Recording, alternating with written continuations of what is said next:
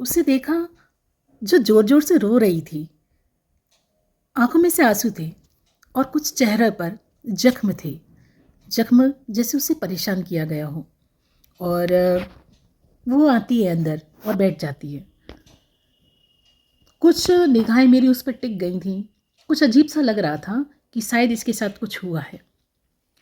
अ, हमारा उसके साथ तो कुछ 2 घंटे का सफ़र रहा और 2 घंटे तक वो लड़की ऐसे ही रोती रही और फ़ोन पर बातें करती रही।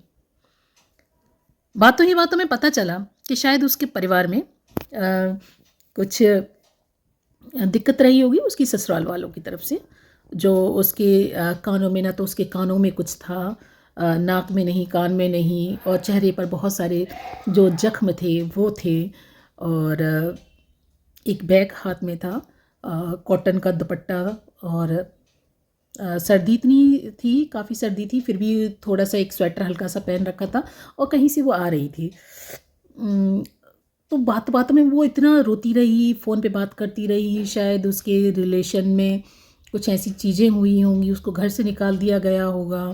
उसके साथ क्या हुआ वो तो वही जाने, अननोन थी वो मेरे लिए। लेकिन फिर थोड़ा-सा दिमाग पे ऐसे क्लिक हुआ कि एक लड़की जब ससुराल जाती है और वहाँ उसके साथ कुछ अच्छा नहीं होता, फिर उसका घर कहाँ? मायका? ससुराल? कहाँ जाएगी वो? वो इस तरह की दुविधा में मुझे दिख रही थी। फिर ध्यान आया कि लड़कियों को, क्या उसे अपने पैरों पे नहीं खड़े हो जाना चाहिए था? क्या उसे कुछ अर्निंग नहीं होनी चाहिए थी? तो इस तरह के विषय जब हमारे मन में आते हैं तो हमें ये लगता है कि शादी करने से पहले अगर हम बच्चियों को उनके पैरों पे खड़ा कर सकें, वो कैसा रहेगा। सोचो, अगर उसकी जगह अपनी बच्ची होती जो इस तरह से रोती हुई जा रही है, उसे उसका कौन सा रिलेटिव था उस जगह बस में जो उसे देख रहा था, या वो उसको दिखाने के लिए ऐसा कर रही थी।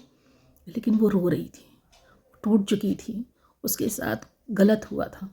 वो तय नहीं कर पा रही थी कि मेरा घर कौन सा है, मेरा मायका है, मेरा ससुराल है। उसकी बातों से ये भी लगा कि दोनों साइड से उसके सपोर्ट में कोई नहीं है। मजबूरी क्या है वो जाने, उसकी परिस्थितियाँ जाने। लेकिन सामने यही आया कि वो कमज़ोर थी, उसके पास ऐसा कुछ था नहीं जिससे कि वो संघर्ष कर सके। उसकी हालात ऐसे ही लग रहे थे, डिसाइड नहीं कर पा रही थी कि उसे क्या करना है। तो मैं क्यों ऐसा सब कुछ बता रही हूँ, मैं सिर्फ इतना कि मुझे ऐसा लगा कि इस जगह अपने कोई बच्चा होता तो उस समय उसको क्या करना चाहिए था। हम हमारी जो बच्चियाँ हैं उनको, जिनको पढ़ने का मौका मिलता है, कुछ करने का मौका मिलता है, और वो ये सारी चीज़ें छोड़ देती हैं, वो उसको सीरियस नहीं लेती हैं, या करियर को एक प्रायोरिटी नहीं देती हैं, प्राथमिकता नहीं देती हैं। तो उनके लिए एक मैसेज कि बच्चों, आपके पास जो टाइम है ना उसको यूटिलाइज़ कर लो, समझ लो और आगे बढ़ो। लेकिन अपने पैरों पे खड़े हो जाओ, मजबूत बनाओ अपने आप को। अगर ऐसी कोई परिस्थिति आती है ना, तो अपने पैरों पे आप खड़े हो, किसी की मोहताज ना हो। एक आशियाना, एक छत अपनी बना लो, जिसमें कहीं से भी अगर तुम दुत्कारे जाओ ना, तो सर उठा के उस छत के नीचे तुम रह सको। इतना मजबूत बना लो अपने आप को।